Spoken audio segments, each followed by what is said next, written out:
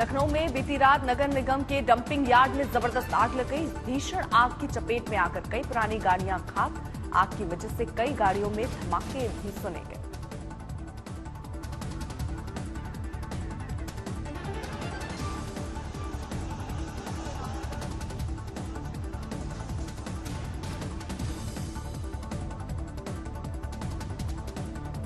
अमृतसर में खालिस्तान समर्थकों ने बड़ा बवाल किया। यह हंगामा खालिस्तानी समर्थक अमृतपाल सिंह के करीबियों की गिरफ्तारी के विरोध में हुआ। खालिस्तानी थाने में घुस गए, तोड़फोड़ की, पुलिस पर हमला किया। उग्र तेवर देखकर भगवंत मान की पुलिस सरेंडर मोड में आ गई और अमृतपाल सिंह के करीबी को छोड़ने का फैसला कर लिया।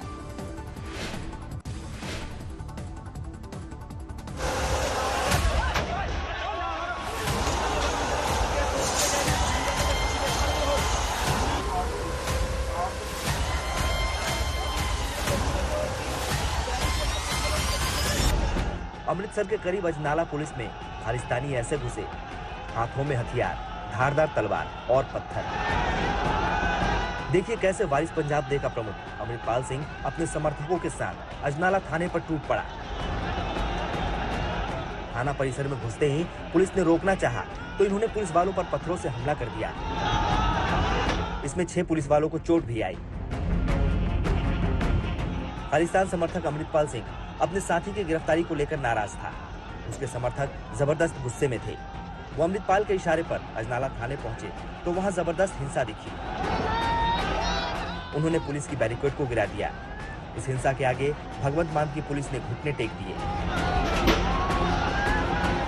अमृतपाल सिंह की मांग थी कि उसके गिरफ्तार साथी लवप्रीत सिंह उर्फ तूफान को रिहा किया जाए। कल शाम को बैठक हुई। पुलिस की माने तो उस अहम बैठक में अमृतपाल ने कई अहम सबूत दिखाए जो लवप्रीत के पक्ष में थे। 15 फरवरी को ही हिंसा के मामले में पुलिस ने लवप्रीत को गिरफ्तार किया है। वो इनसे बातचीत हुई है and asset is formed and the person who was arrested they have given enough proofs that he is innocent, so the city is taking the cognizance of that thing.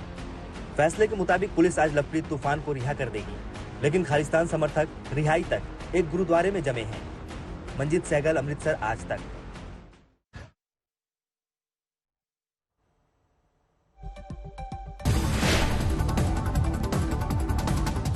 अगली खबर लखनऊ की, जहां बीती रात नगर निगम के डंपिंग यार्ड में जबरदस्त आग लग गई। भीषण आग की चपेट में आकर कई पुरानी गाड़ियां खाक हो गई। आग की वजह से कई गाड़ियों में धमाके भी सुने गए। देर रात तक रेस्क्यू ऑपरेशन जारी रहा। दमकल की गाड़ियां आग बुझाने में जुटी रही। दिल्ली में कल बड़ा हादसा टल गया। एमसीडी की टीम ने कल एक इमारत को सील कर दिया। आरोप है कि उस इमारत का प्रॉपर्टी टैक्स बकाया था, लिहाजा एमसीडी ने यह कार्रवाई की, लेकिन उसी इमारत के अंदर 2 मासूम बच्चे फंस गए। एमसीडी की लापरवाही से बहुत बड़ा हादसा हो जाता है। एमसीडी स्टाफ की अनदेखी ने 2 मासूम बच्चों को इमारत के अंदर ही सील कर दिया। क्या यही एमसीडी का वर्किंग स्टाइल है? टीम निकली थी प्रॉपर्टी टैक्स के बकायेदार को नोटिस थमाने और कार्रवाई करने, लेकिन अधिकारियों और कर्मचारियों ने इतनी भी परवाह नहीं की कि इमारत के अंदर जांच परख ली जाए। एमसीडी का दस्ता गुरुवार को दिल्ली के अमन विहार इलाके में पहुंचा था। प्रॉपर्टी टैक्स से जुड़े मामले को लेकर कुछ इमारतों को सील करना था। अधिकारी कर्मचारी आए और आनन फानन में इमारत के गेट पर सील मोहर लगा दी, नोटिस भी चस्पा कर दिया और अंदर 2 मासूम फंसे रह गए। कुछ ही देर बाद वहां अफरा तफरी मच गई। इस सील बंद इमारत में 2 मासूम बच्चे अंदर ही बंद थे। इसकी खबर लगते ही पुलिस मौके पर पहुंची। बच्चों की पैरामीटर्स को पूरी तरह से चेक किया जाए, लेकिन यहाँ पर कुछ भी नहीं किया गया और सीधा लॉक कर दिया गया। सील लगा ताला तोड़कर पुलिस ने बच्चे को बाहर निकाल लिया। वैसे ये किसी बड़ी लापरवाही से कम नहीं। एमसीडी के तौर तरीकों पर स्थानीय लोग सवाल उठा रहे हैं। चेक तो करना चाहिए था, जाए तौर पर हक तो ये बनता है। जब किसी प्रॉपर्टी को सील कर रहे हो तो कम से कम ये तो पता होना चाहिए कि भाई क्या हो रहा है इसमें। चश्मदीदों के मुताबिक एक और इमारत में ऐसी ही कार्रवाई हुई जिसमें एक शख्स फंस गया था। आज तक ब्यूरो। राजस्थान के ब्यावर में कल जमीन में विवाद हुआ और वहां एक बुजुर्ग ने अपने सगे भतीजे को ही गोली मार दी। जानकारी के मुताबिक पीड़ित युवक का उसके बड़े पापा से जमीन का विवाद चल रहा था। उसी को लेकर दोनों में कहासुनी हो गई। नाराज ताऊ ने फायरिंग कर दी और फौरन लोगों ने उसे स्थानीय अस्पताल में भर्ती कराया। बाद में उसे अजमेर रेफर कर दिया गया। पुलिस अब गोली चलाने वाले की तलाश कर रही है। सर लेट है, थोड़ा सा रुक जाओ। हम लोग आप ही का वेट। अब खबर बिहार के विवादित मंत्री की। आरजेडी कोटे से मंत्री बनाए गए सुरेंद्र यादव ने सेना और प्रधानमंत्री पर आपत्तिजनक बयान दिया। वैसे तो उनकी पार्टी आरजेडी और जेडीयू ने विवादित बयान से किनारा कर लिया, लेकिन बीजेपी ने हमला बोला है। आपको सुनाते हैं आखिर मंत्री ने सेना और पीएम मोदी को लेकर क्या कहा। ठीक आज से 8.5 साल के बाद देश का नाम आवेगा के फौज में। ये मैं बोलता हूँ। 8.5 साल के बाद जितना पुराना सेना है वो सब रिटायर कर जाएगा। ये जो 4.5 साल का जो अग्निवीर वाले लोग जो बहाल होंगे, इनका तो ट्रेनिंग में पूरा नहीं होगा, तो चल आवेंगे रिटायर होके। चाय बेचना कोई गुनाह नहीं है, कोई धंधा बिजनेस पेट पालना कोई गुनाह नहीं है। मैं आदरणीय मोदी जी को बहुत इज्जत करता हूं, सम्मान देता हूं, चूंकि देश के हमारे प्राइम मिनिस्टर हैं, हमारे अभिभावक हैं। पर चाय बेचने वाला इंसान देश को बेचने चला, गया के प्लेटफार्म बेच दिया। अब बात कांग्रेस की। कर्नाटक दौरे पर पहुंचे गृह मंत्री अमित शाह ने कल कांग्रेस पर जोरदार हमला बोला। उन्होंने आरोप लगाया कि कांग्रेस परिवारवादी व्यवस्था में घिर चुकी है और उसकी आंतरिक लोकतांत्रिक व्यवस्था खत्म हो चुकी है। इसलिए अंत में कांग्रेस पार्टी जिसने देश के आजादी के आंदोलन में बहुत बड़ा योगदान दिया, वो कांग्रेस पार्टी पूरी की पूरी परिवारवादी व्यवस्था में घिर चुकी है। ये हमें स्वीकारना ही पड़ेगा। पूरी की पूरी परिवारवादी व्यवस्था में घिर चुकी है। कांग्रेस पार्टी की इंटरनल डेमोक्रेसी समाप्त हो गई।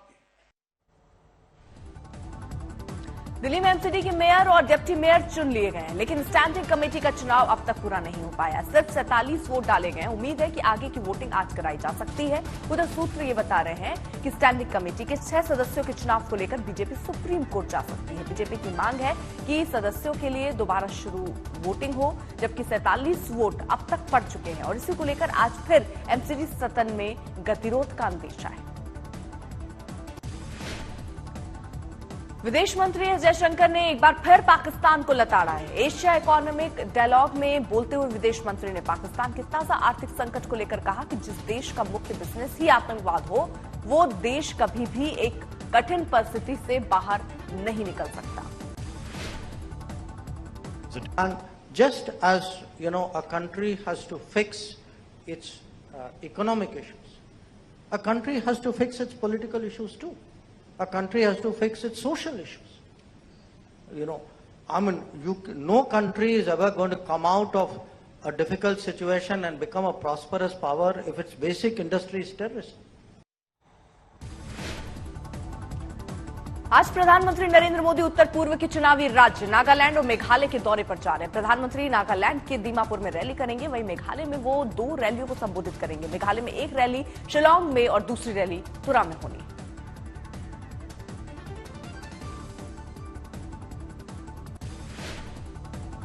और अब अगली खबर कांग्रेस की, जहां अधिवेशन है आज रायपुर में 26 फरवरी तक यह आयोजन होगा। इस बार पार्टी ने थीम रखा है हाथ से हाथ जोड़ो। माना जा रहा है कि 2024 के चुनाव के मद्देनजर कांग्रेस रणनीति बनाएगी। सीडब्ल्यूसी का चुनाव भी एजेंडे में है। देश भर के करीब 15,000 प्रतिनिधि इस अधिवेशन में हिस्सा ले रहे हैं। सोनिया, राहुल और प्रियंका गांधी के भी इसमें शामिल होने की उम्मीद है। अब खबर कांग्रेस नेता पवन खेड़ा की, जिन्हें कल असम पुलिस ने गिरफ्तार किया, लेकिन अदालत से उन्हें राहत मिल गई। उन्हें अंतरिम जमानत मिल गई। राहत मिलते ही उन्होंने कहा कि देश के संवैधानिक मूल्यों की रक्षा के लिए लड़ाई जारी रहेगी। वहीं कांग्रेस नेता जयराम रमेश ने अदालत की तारीफ करते हुए कहा, टाइगर अभी जिंदा है। पवन खेड़ा जी को कुछ हद तक पार्शियल रिलीफ दी है। ये सबूत है कि हमारे देश में मोदी सरकार के प्रयत्नों के बावजूद न्यायपालिका हमारे लोकतंत्र के लिए अभी भी एक ज्योति बनी हुई है। टाइगर जिंदा है, सुप्रीम कोर्ट जिंदा है। अब अगली खबर राजस्थान की चूरू से, जहां सादुलपुर नगर पालिका मंडल की बजट बैठक में बवाल हो गया। पक्ष और विपक्ष के पार्षदों ने जमकर हंगामा किया, एक दूसरे के गिरबान पकड़े, विवाद तक बढ़ा। जब विपक्षी पार्षदों ने मत विभाजन की मांग करते हुए कहा कि बजट का 25% शहरी हिस्सा गरीबों के लिए होना चाहिए, जो इस बजट में नहीं है। गुवाहाटी में हाटी गांव इलाके में भीषण आग लगी, बड़े नुकसान की खबर है। बीती रात आगजनी में कई घर खाक हुए, जिसकी वजह से 100 से ज्यादा परिवार सड़क पर आ गए, वो बेघर हो गए। ये आग रिहायशी इलाके में लगी थी, जिसकी चपेट में आकर कई गैस सिलेंडर ने भी ब्लास्ट हुआ। इसकी वजह से आग तेजी से फैली, 2 कारें भी खाक हो गई। गनीमत रही कि वहां रहने वाले किसी भी शख्स को गंभीर चोट नहीं आई। ओडिशा के बामड़ा स्टेशन में कल जमकर बवाल हुआ, वहां ग्रामीण ट्रेनें रोकने की मांग को लेकर चक्का जाम किया गया। इस बीच चक्रधरपुर में डीआरएम मौके पर पहुंचे, ग्रामीणों को समझाने की कोशिश की। जैसे ही बातचीत खत्म हुई, ग्रामीण और आरपीएफ जवानों में धक्का मुक्की शुरू हो गई। आरपीएफ जवानों ने ग्रामीणों पर डंडे बरसाने शुरू किए, उन्हें दौड़ा कर पीटा। जवाब में ग्रामीणों ने पत्थरबाजी की। इस बवाल की वजह से 6 ट्रेनों को रद्द करना पड़ा। अब खबर यूपी के लखीमपुर खीरी की, जहां सदर कोतवाली क्षेत्र में विधानसभा के पास लगी गाड़ी की सनरूफ खोलकर युवक आतिशबाजी करते नजर आए। आतिशबाजी का ये वीडियो वायरल हो रहा है। वैसे लखीमपुर पुलिस ने तत्परता दिखाते हुए कार की सनरूफ खोल खड़े होकर आतिशबाजी करने वाले युवक को हिरासत में लिया है। कार को सीज भी कर दिया गया।